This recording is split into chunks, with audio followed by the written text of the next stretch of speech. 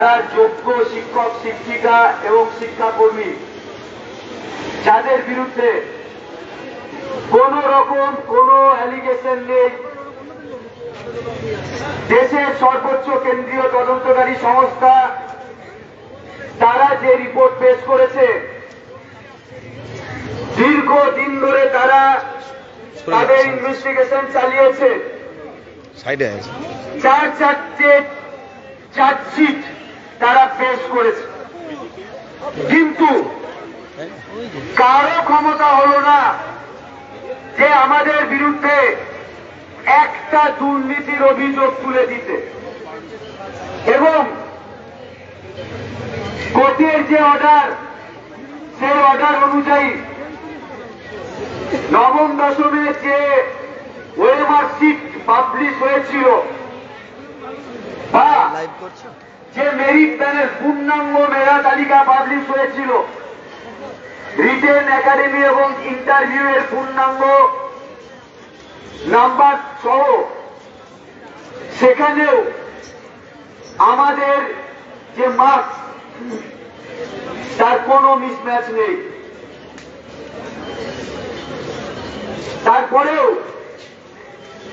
আমরা যখন সুপ্রিম কোর্টে গেলাম, সুপ্রিম কোর্টে আমরা দেখলাম যে আমাদের পর্যাপ্ত তথ্য, আমাদের বক্তব্য উপস্থাপন করার পরেও আমরা চাকরি হারালাম। হাইকোর্টেও আমরা দেখেছিলাম 22 এপ্রিলের আগে যখন জাজমেন্ট কোর্ট থেকে প্রকাশিত হয়নি, তার আগেই সেই জাজমেন্ট পলিটিশিয়ানরা এবং কিছু রাজনৈতিক সাংবাদিক তারা প্রকাশ করে দিয়েছিল। এবং তারপর দীর্ঘ 1 বছর ধরে আইনি লড়াই লড়া হয়েছে। প্রচুর কথা কোর্টের সামনে আমরা তুলে ধরেছি, কিন্তু তারপরেও আমরা দেখলাম একদিকে সরকারের নেতা মন্ত্রীদের যে অর্থ লোলুপ, যে লালসা, এবং তার ফলে টাকার বিনিময়ে চাকরি বিক্রি করার তাদের যে নেশা, তা আজকে আমাদেরকে ভয়ঙ্কর রকমের আমাদের জীবন জীবিকাকে সংকটের সম্মুখীন করে তুলল। আমরা দেখলাম যে সুপ্রিম কোর্টেও যখন আমরা গেলাম আইনি লড়াই লড়তে, নিজেদেরকে প্রমাণ করতে, সেখানেও দেখলাম আরেক শ্রেণীর উকিলরাও আমাদের ফ্রড হিসাবে চিহ্নিত করতে চাইল।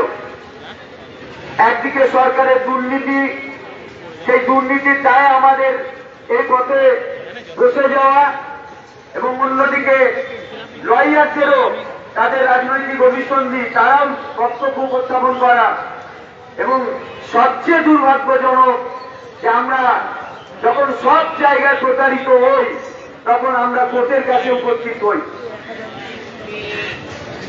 দেশের সর্বোচ্চ আদালত, সেখানে আমরা পৌঁছেছিলাম,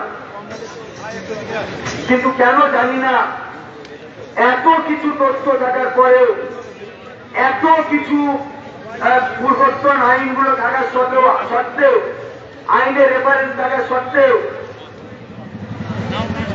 সেগ্রিগেশন করার অজস্র উপাদান মজুদ থাকার সত্ত্বেও আমরা দেখলাম যে আমাদেরকে সেগ্রিগেশন করা হলো না। খুব স্পষ্টভাবে সেখানে সেগ্রিগেশনের উপাদান মজুদ আছে। সামান্য যারা হাতের বাটে সাধারণ মানুষ, তাদেরও চোখে সেই উপাদান লক্ষ্য করা গিয়েছে, তারা পাচ্ছে দেখতে।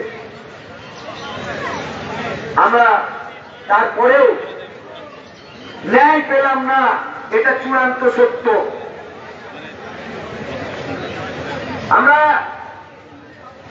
যেমন বলে থাকি স্বাধীন ও নিরপেক্ষ বিচার ব্যবস্থা, যেমন একজন সাংবিধানিক মানুষ হিসাবে সংবিধানকে শ্রদ্ধা এবং ভালোবাসা জানানো মানুষ হিসাবে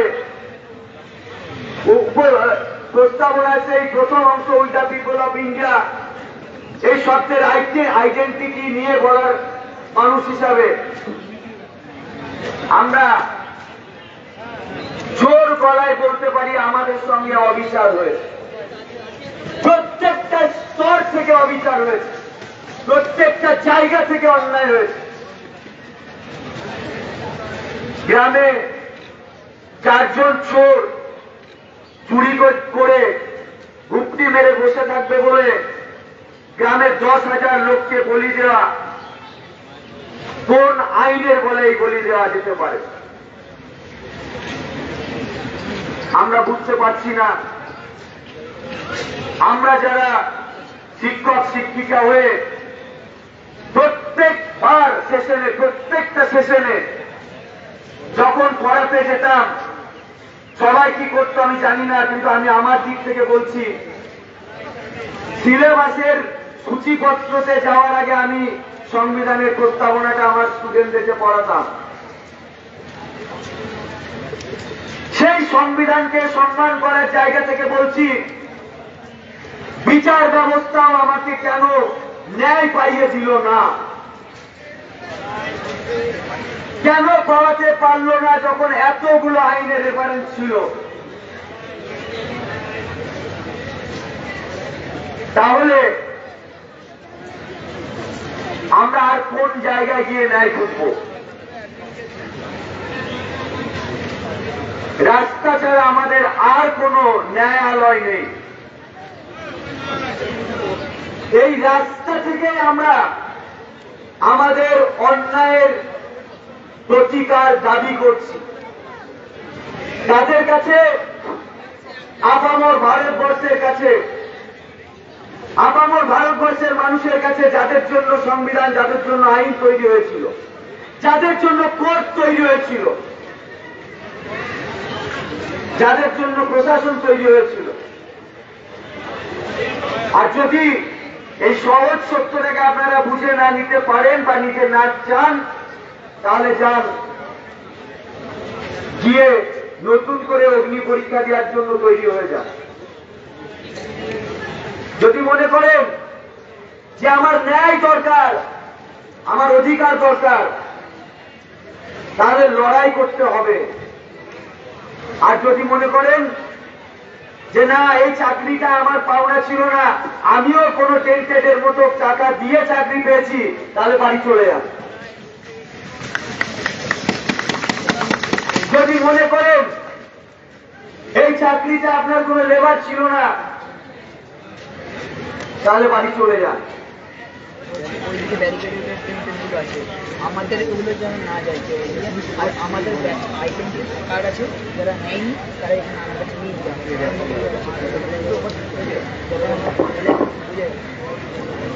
এবং এখন আপনারা জানেন যে আমরা দিল্লি থেকে অনেক লয়ারদের সাথে কথা বলে এসেছি। আমরা মনে করি যখন সব দরজা বন্ধ হয়ে যায়, তখন রাস্তা থেকে কোনো একটা দরজা খুঁজে নিতে হয়, পথ খুঁজে দেয়। এটা আমি বিশ্বাস করি, সেজন্য 3 তারিখ থেকে আমি রাস্তা ছেড়ে একদিনও যাইনি। আর আপনারা হয়তো সেই বিশ্বাসটার মধ্যে দুর্বলতা আছে, তার জন্য আপনারা বাড়িতে বসে আছেন। এখন কেন আমরা এখানে এসেছি, কেন এখানে আমাদের আসার প্রয়োজন আছে?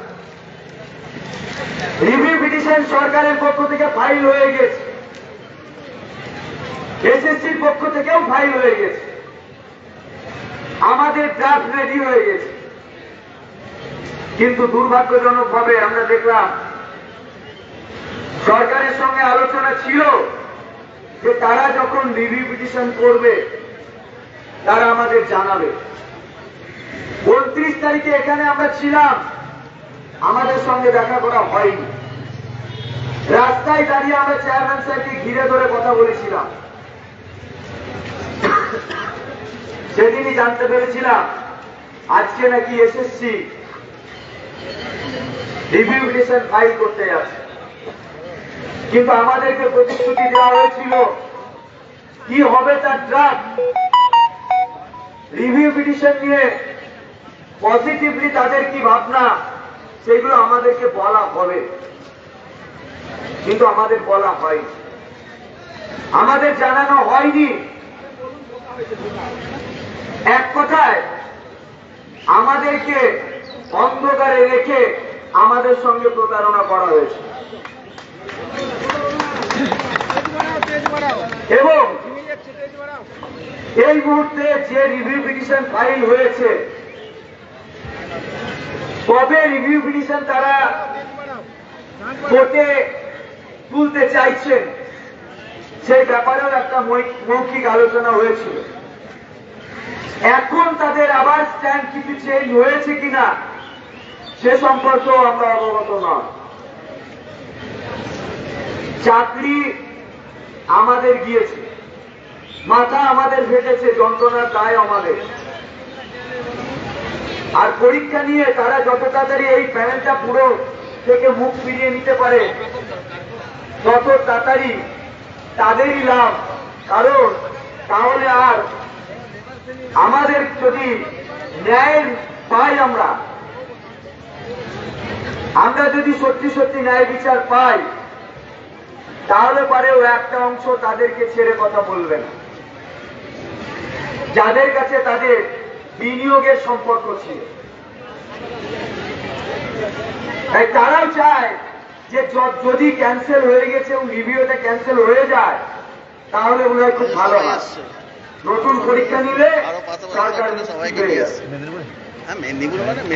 কিন্তু আমরা দেখলাম আমাদেরকে পুরোপুরি ভাবে অন্ধকারে রাখা হলো। এখনো পর্যন্ত আমরা জানতে পারছি না যে তারা, এবার শুনে নিন কেন আমরা এখানে এসেছি।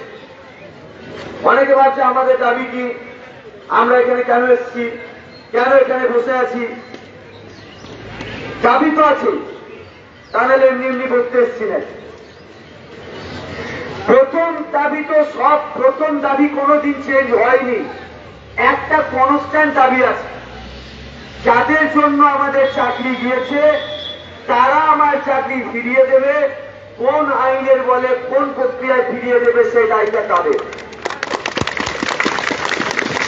এটা তো আমাদের কনস্ট্যান্ট দাবি, এটা কোনোদিন চেঞ্জ হবে না যতদিন না চাকরি পেয়ে স্কুলে পৌঁছাচ্ছে। আর দাবি কি, এখন রিভিউ নিয়ে তাদের পজিটিভ থিঙ্কিং কি আছে, তারা কি চাইছে, আর কারণ তাদের সঙ্গে তো আমাদের তাল মেলাতে হচ্ছে। নাচতে তো আমাদের হচ্ছে, কিন্তু বাজনা তো তাদের বাজাতেই হবে, তা নাহলে তো আমরা নাচতে পারবো না, কারণ ওরা তো ফার্স্ট পার্টি।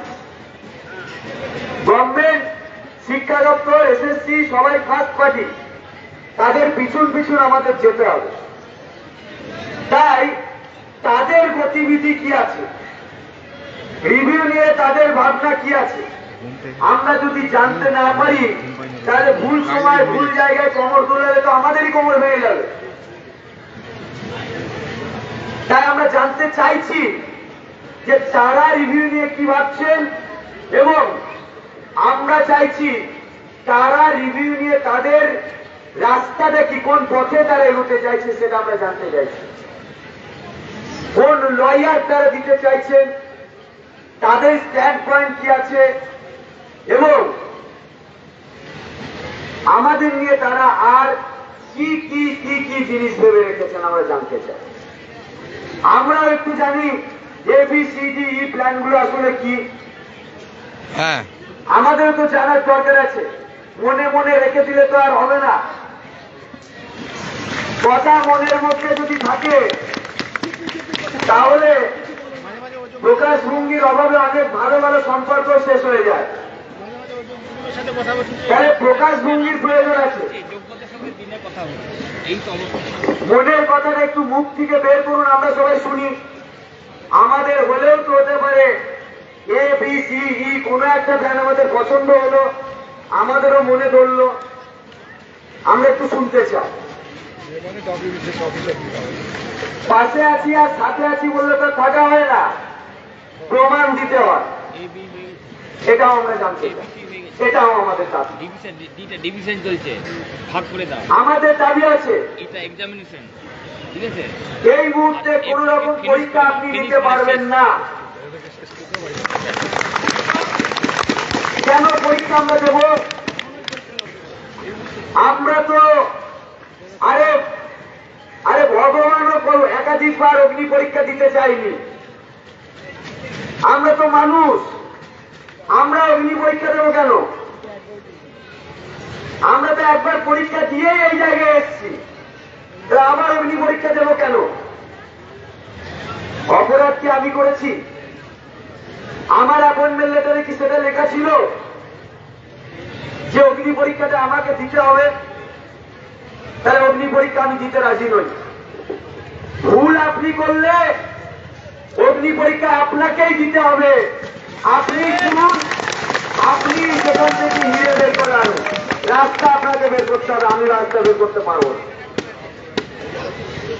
আমরা প্রমাণ দিয়েছি যোগ্যতার, আর সংবিধানেও দেখবেন আছে যে সরকারি চাকরির একমাত্র অবলম্বন হচ্ছে যোগ্যতা।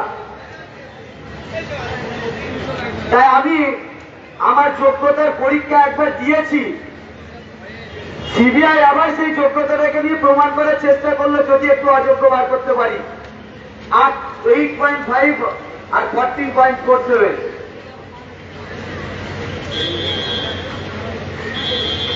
তো 14.47 এই অংশটাই তো বের করতে পেরেছে। আমরা তো দেখেছি সিবিআই রিপোর্টের বলে বছরের পর বছর কাউকে জেল কাটানো হয়। তাহলে সেই সিবিআই যদি তার রিপোর্টে বছরের পর বছর কাউকে জেল কাটানো হয়, তাহলে সেই রিপোর্টের বলে সুপ্রিম কোর্ট কেন আমার চাকরিটা ফিরিয়ে দিল না? একদম তার সেই রিপোর্টটা যদি, তাহলে যদি সিবিআই এর ইনভেস্টিগেশনটার কোনো দাম না থেকে থাকে, তাহলে হাইকোর্ট কেন সিবিআই ইনভেস্টিগেশন চেয়েছিল? তাহলে কোর্টগুলো একে অপরের সঙ্গে মারামারি করছে। একটা কোর্ট বলছে না সিবিআই ইনভেস্টিগেশন দরকার, কারণ কে এর মধ্যে আছে, কে মাথা, কে দুর্নীতি ইত্যাদি ইত্যাদি খুঁজে বের করবো। আবার যখন কোর্টের নির্দেশ মতো দুর্নীতি বের করা হলো, আর একটা কোর্ট বলছে মানবো না, বা মেনেও বলছে মানবো না। আইডেন্টিফাই তো করলেন, তাহলে মানবেন না কেন? তাহলে তো ওই দপ্তর থেকেই তুলে দেওয়া হয়, তাহলে নিজাম প্যালেস আর আমাদের ওয়েস্ট বেঙ্গলে রেখে লাভ নেই। 1,000 টেন্টেড আসছে। হ্যাঁ 4,000 টেন্টেড আসছে। রেখে কি লাভ যদি সেটা গোলযোগ্যতাই না থাকে? পুলিশ ব্যারিকেড দিয়েছে, কেন ব্যারিকেড কথা? তাহলে আমরা যোগ্যতার প্রমাণ দিলাম, ইনভেস্টিগেশন এজেন্সি আবার আমাদেরকে সেটা থেকে বের করলো, তারপরেও আমরা ন্যায় বিচার পাচ্ছি না। আচ্ছা করুক, কি করতে চাইছে করুক, দেখে নেন। আমরা মাইক অ্যানাউন্স এটা আমাদের জন্য সত্যি দুর্ভাগ্যজনক। তাই আমরা আবার সরকারের কাছে এসেছি, ওই যোগ্যতার পরীক্ষা আপনারা নিয়েছিলেন, আর দ্বিতীয়বার আমরা পরীক্ষা দেব। রাস্তা আপনি খুঁজে বের করুন, কিভাবে বের করবেন। এই যে এই মোড়টাই মিছিল করে আসছে। হ্যাঁ ওখানে বসে এটা আমাদের আরেকটা দাবি। আচ্ছা আসুন। পুলিশ ওখানে আটকেছে। তাহলে প্রথম দাবি সরকারের কাছে এটাই যে আমার চাকরি যাওয়ার মূলে হচ্ছে সরকারি এবং প্রাতিষ্ঠানিক দুর্নীতি। সেই দায়টা আমাদের নয়, আইনেও আছে যে প্রতিষ্ঠানের দুর্নীতির কারণে ইনোসেন্টকে শাস্তি দেওয়া সম্ভব নয়, যায় না। সেই জায়গায় দাঁড়িয়ে প্রথম দাবি, আমাদের চাকরি যে কারণে গিয়েছে, যাদের কারণে গিয়েছে, তাদেরকেই চাকরি ফিরিয়ে দিতে হবে। কোন সূত্র আছে সেই সূত্র সরকার বের করুক, এটা প্রথম দাবি। এবার দ্বিতীয় দাবি বললাম কি, একবার আমরা অগ্নি পরীক্ষা দিয়েছি, আর দ্বিতীয়বার কোনো পরীক্ষা আমরা নেব না। কিভাবে আমাদেরকে আবার পুনর্বহাল করবেন আপনি বুঝে নিন, এটা আমার দ্বিতীয় দাবি। 3 নম্বর দাবি, এই মুহূর্তে পরীক্ষার কোনো নোটিফিকেশন দেওয়া চলবে না, এটা তৃতীয় দাবি। চতুর্থ দাবি কি, রিভিউ পিটিশন সংক্রান্ত যে কার্যকলাপ আপনারা চালাচ্ছেন তার স্পষ্টতা থাকা দরকার, এবং আমাদের জন্য পজিটিভলি সেক্ষেত্রে আপনারা কি কি ভাবছেন সেটা আমাদেরকে জানাতে হবে। এই 4টে দাবি নিয়ে আমরা সরকারের কাছে এসেছি, চারটে দাবি নিয়ে এসেছি।